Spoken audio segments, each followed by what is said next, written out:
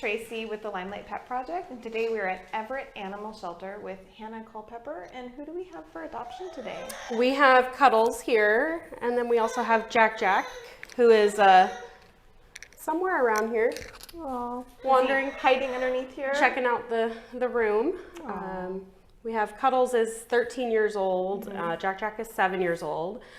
They came from the same household where a family member, one of the kids, became immunocompromised, and so they could no longer live with cats in the home. So unfortunately, after trying to rehome them after a length of time on their own, they ended up, having to bring them here. And they're just two super friendly, outgoing, confident cats. Cuddles is a little quiet today, but he's purring and they both love catnip. Cuddles was actually a mascot for one of the local schools for a number of years. So just kind of, through no fault of their own, just ended up here, but have handled it really well.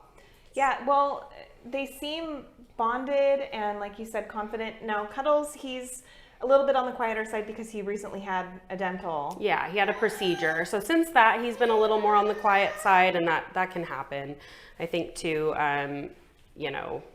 Lots of changes, right? And so, but he's, still very friendly. Might just take a little time to adjust, and, when he gets in his home. And, but yeah, just nice little guy. So they're a bonded pair. They're looking for a home with room for two. Correct. But they have lived with children. And what about other cats and dogs? And they've lived successfully, according to the previous owners, lived successfully with cats, dogs, kids of all ages, infants, and done well. Yeah. So, well, and they seem to have really easygoing personalities. So, I mean, being in a shelter environment can be challenging for an animal, and they seem to be doing great here. Yeah. You can definitely tell that, sometimes the noises, the sounds, the smells, everything in a shelter can be really hard on a cat, especially if they've been in one home their whole life. And, they seem to handle it, really well. Oh, buddy. Yeah. And they're so soft. Yeah. So what's your favorite thing about these two? I just love that, anytime you put down catnip for them, that just makes their day, and they're just social. I mean, Jack, he goes around and he just wants to say hi to everybody, like you guys saw here. He's just very, very friendly. Loves to chat. He does this little, you were talking about his little meow. Well, it was like really he was making the rounds. He was like, and you get a head bunt, and you get a head bunt, and now it's your turn. And I know you're calling me, but it's not your turn yet. Yeah, he came and made the rounds again. Yeah. Very, very diplomatic kitty. Likes to remind you that he's still here. Don't forget me down here. So if they could speak English, how would they describe their perfect day? I would say after their morning wet food, which is, of course, most cats' favorite part of the day. Just getting up and going to scratch on their scratching post. They love a good scratching post.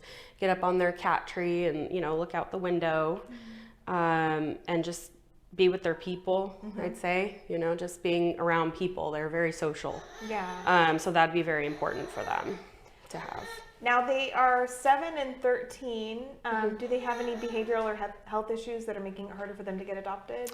No, their blood work was both had good blood work. Awesome. Unremarkable on their blood work. Like we said, he had his dental, so he had some teeth extracted, which is common, especially with older cats.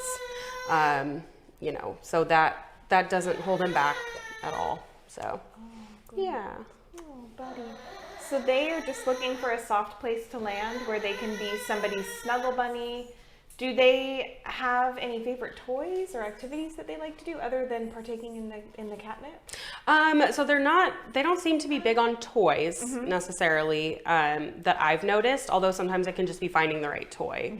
Sometimes they like to have one that mimics chasing a bug or things like that. Sometimes that'll take a little bit of learning on the adopter's part.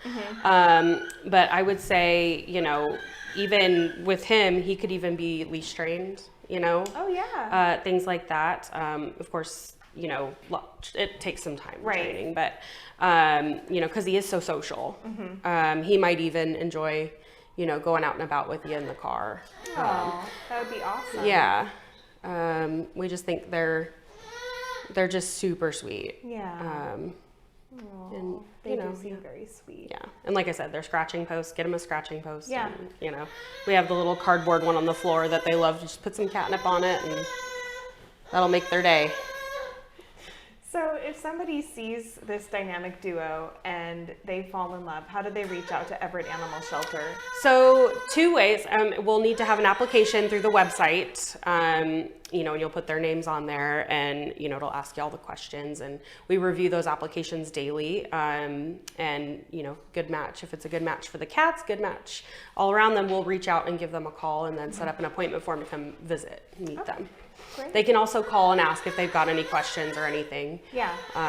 You know, if they think they might be right for their home, but they're not sure, feel free to call and ask those questions.